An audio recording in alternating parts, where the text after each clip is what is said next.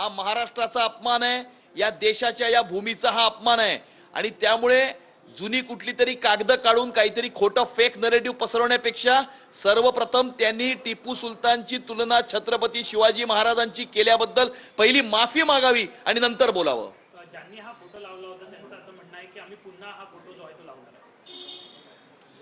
जे अशा प्रकारचा फोटो लावतायत, मी आधीच म्हटलं होतं की आंतरराष्ट्रीय दर्जाच्या षडयंत्राचे ते भागीदार आहेत। त्या षडयंत्राचे समाजवादी पार्टी भागीदार आहे, MIM भागीदार आहे, उबाटा सुद्धा आहे आणि काँग्रेस सुद्धा आहे। आणि माझी हर्षवर्धन चपकाळ यांना चॅलेंज आहे की आंतरराष्ट्रीय दर्जाच्या षडयंत्राची ते भागीदार नाहीत हे त्यांनी प्रूव्ह करावं। मुंबई आणि महाराष्ट्राचा रंग बदलण्याचा प्रयत्न काही आंतरराष्ट्रीय जिहादी इस्लामिक फंडामेंटलिस्ट शक्ती करत आहेत, हे त्यांच्याबरोबर मिळालेले नाहीत हे त्यांनी प्रूव्ह करावं। आणि त्यांनी सर्वप्रथम टिपू सुलतानची तुलना छत्रपती शिवाजी महाराजांशी केल्याबद्दल पहिली नाक घासून माफी मागावी आणि नंतर दुसऱ्या मुद्द्यावर बोलावं।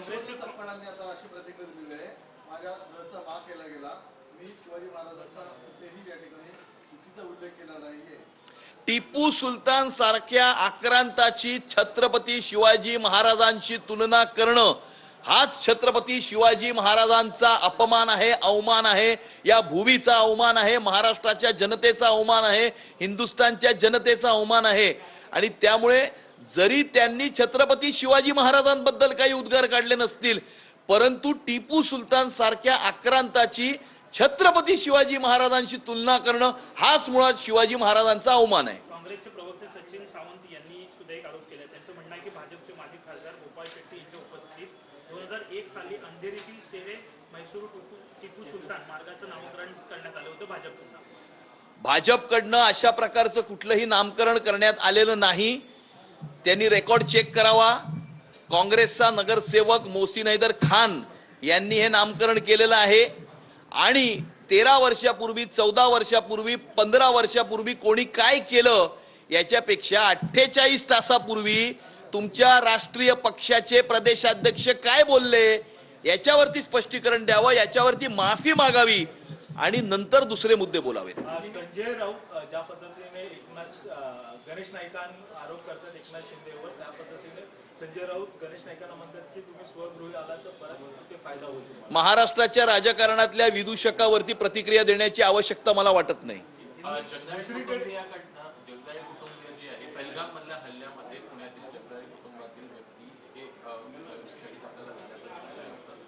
त्यांना सरकारकडनं सरकारी नोकरी मिळेल अशा प्रकारचं आश्वासन मिळालेलं होतं मंत्रिमंडळात। त्याच्या संदर्भात एकूणच प्रस्ताव निर्णय देखील झालेला होता, मात्र अद्यापपर्यंत त्यांना त्या मुलीला नोकरी आहे ती मिळालेली नाही आहे।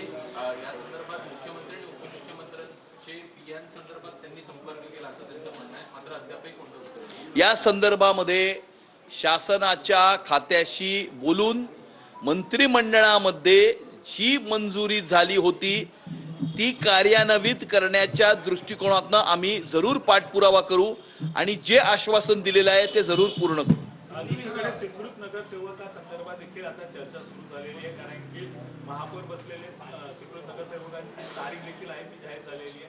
त्यामुळे रस्सीकेस पाहायला मिळते, मोठ्या संख्येने जे पराभूत झालेले उमेदवार आहेत त्यांना देखील काही यांना स्थान दिलं जाणार आहे का पुन्हा? जे स्वीकृत नगरसेवकांची नियुक्ती करायची आहे, पक्षाची बैठक घेऊन पक्षाच्या लेवलवरती त्याचा निर्णय